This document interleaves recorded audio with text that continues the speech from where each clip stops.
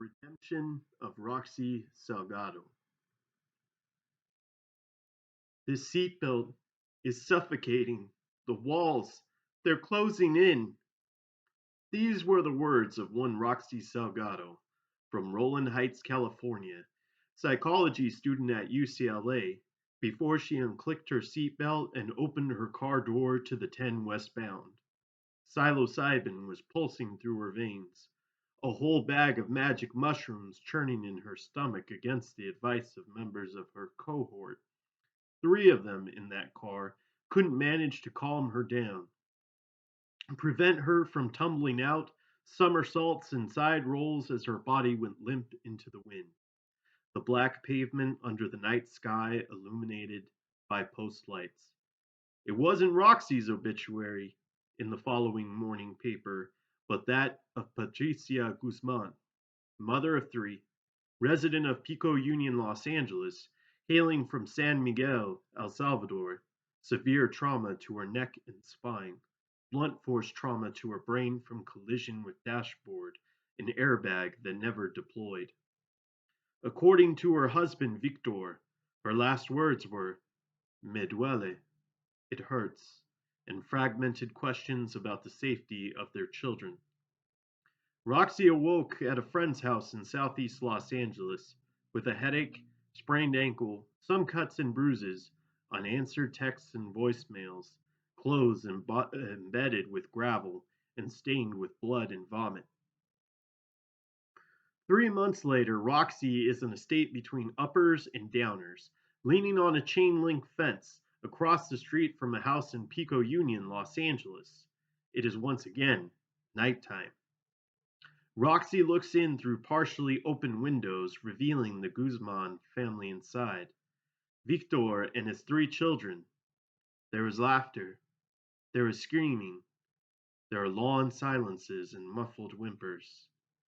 Victor often walks around aimlessly, moves to start something, and abruptly stops.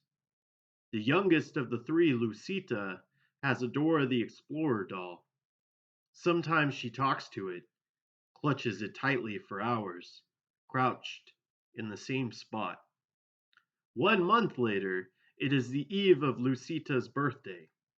Roxy has gathered that from outside surveillance. Roxy's parents have no idea that she has functionally dropped out of school.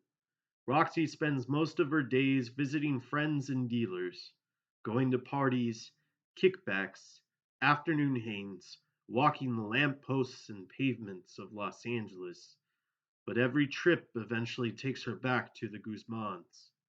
On one walk, Roxy found a discarded piñata on a curb, an unlicensed paper mache and chicken wire Dora the Explorer.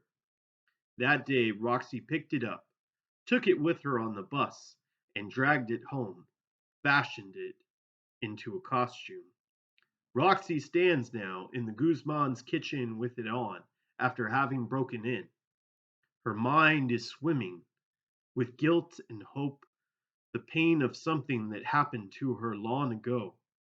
The little girl Lucita walks into the room, sees Roxy as a shadowed paper mache monster, and screams.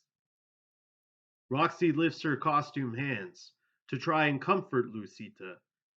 She wants to hold her for hours, tell her everything will be okay. Lucita runs away, continues screaming. Roxy hears rustling in other rooms. Victor shouts, "¿Qué es eso?" Roxy panics, tears the paper mache head off, sprints through the kitchen door, through an alley, a block over. Roxy can still hear Lucita's terrified wailing. Roxy is panting and sweating. She leans on a fence still partially covered in the collapsing costume.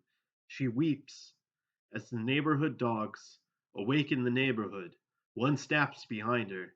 Teeth colliding with the fence, Roxy runs, eventually finding her way home. Roxy never returns to the Guzmans. She goes back to attending classes, asks for extra credit, graduates, and in time finds a job. On her best days, She forgets what happened. On her worst, she drinks, pops pills, starts doing something, and abruptly stops, or sits for hours in the same spot.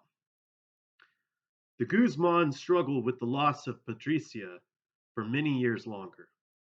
Lucita occasionally awakens with nightmares of a paper mache monster in the house.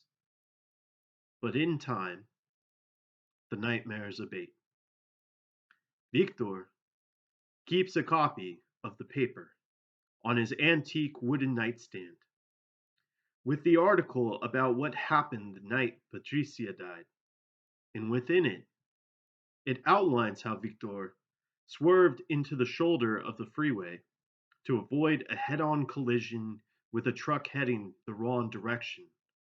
There is a statement issued by the trucking company giving their most sincere condolences, promising the immediate termination of the driver, and in the cold calculations of the value of Patricia's life, the announcement of a settlement. Nowhere in the article is given mention to a Roxy Salgado of Roland Heights, California, or any other person who may or may not have been in some way responsible for the accident on the 10 eastbound that night.